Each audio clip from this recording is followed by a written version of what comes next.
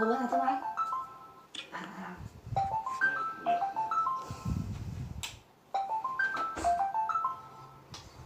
Quên để con chuyển khoản cô ơi, quên.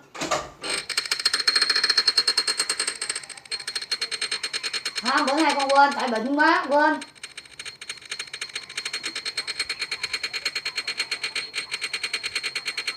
Ủa thì nó có gỡ cho nhắn cho cô nhắn cho nó đi cho dễ. Rồi để con chuyển con quên. Rồi ha. Con An á. Con bị bệnh. Dạ con bị bệnh rồi, nó bị nổi bóng nước á, bây giờ đang chữa. Mà từ hôm Tết đến giờ không ra bệnh nữa cô ba. Tìm hôm Tết giờ không ra bệnh, bây giờ nó mới ra bệnh đó. Dạ.